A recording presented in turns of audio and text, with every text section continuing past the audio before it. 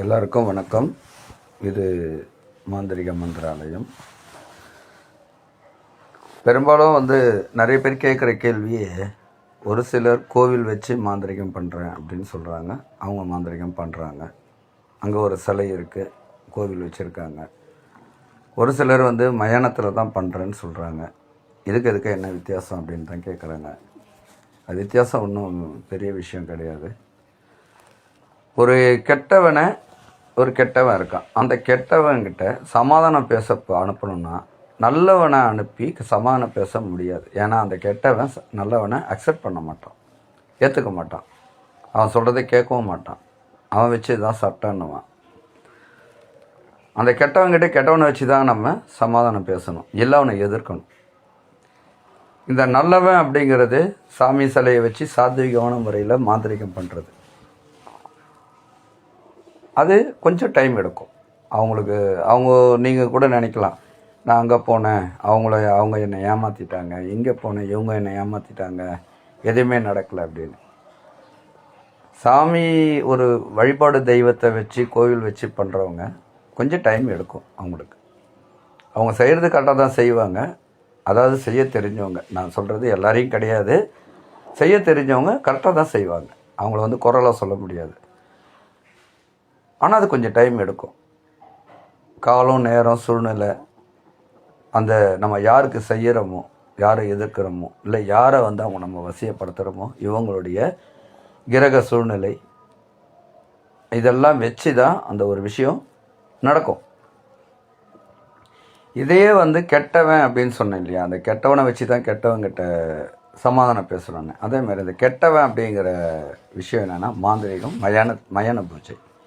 இந்த மயான பூஜையில் துஷ்டசக்தி தான் எல்லா இடமும் பரவி இருக்கும்.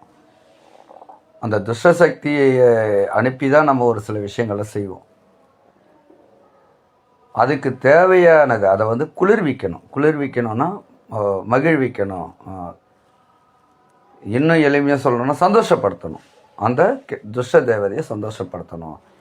அப்போ அதுக்கு என்னென்ன செஞ்சால் அது சந்தோஷப்படுமோ அந்த எல்லா படையலும் போட்டு, அதுக்கு தேவையான அதில் எல்லா படையிலும் போட்டு அதை சந்தோஷப்படுத்தி நம்மளுடைய கோரிக்கை அதை முன் வச்சா அது நமக்கு தேவையானதை செய்யும்.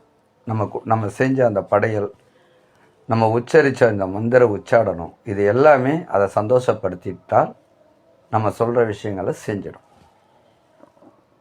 இது உடனே நடக்கும். உடனேனா ஒரு 15-20 நாளில் நடந்துடும். இவ்வளோதான். ஆனால் அதுக்காக மறுநாளே நடக்கும் அப்படின்றதெல்லாம் கிடையாது.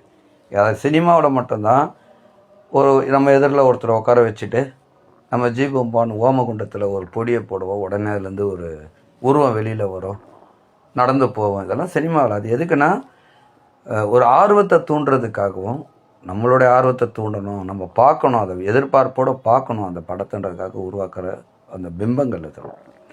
ஆனால் உண்மையான விஷயன்றது செஞ்சால் இந்த டைம்லேருந்து இந்த டைம் வரைக்கும் அது ஒவ்வொரு விஷயமாக செய்யும்.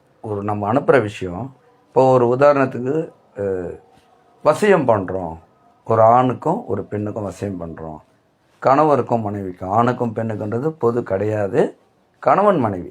ஏன்னா இவங்க 2 பேருக்கு மட்டும்தான் பந்தம் இருக்கும். அதை தவிர்த்து வெளியாளுங்களுக்குள்ள பந்தம் இருக்காது, யாரையும் வசியப்படுத்த முடியாது. அப்படியே அந்த ஒரு மனைவியை வசியப்படுத்துகிறோன்னா, அந்த மனைவி அந்த வீட்டில் யார் வீட்டில் இருக்காங்க, அவங்க அம்மா வீட்டில் இருக்காங்க. அவங்க அம்மா வீட்டில் அவங்க அம்மா இருக்கிற தைரியத்தில் இருக்கிறாங்கன்னா, அவங்க அம்மாவுக்கும் அவங்க பொண்ணுக்குள்ளே சண்டையை உருவாக்கி அவங்களுக்குள்ள மனக்கசப்பு ஏற்படுத்தி, இதுக்கு நம்ம வீட்டுக்கார எவ்வளோ மேலுன்னு நினச்சி அவங்க திரும்பி வர்ற மாதிரி பண்ணுமே தவிர, நம்ம பண்ண மறுநாளே அந்த பொண்ணை கையை பிடிச்சி இட்டுன்னு அவங்க வீட்டுக்கார கூட சேர்த்து வைக்காது. இவ்வளோ தான் மந்திரம். மாந்திரிகன்றது இது தான். நீங்கள் பெருசாக நீங்கள் கற்பனை பண்ணுற அளவுக்குலாம் கிடையாது. உடனே நடக்காது.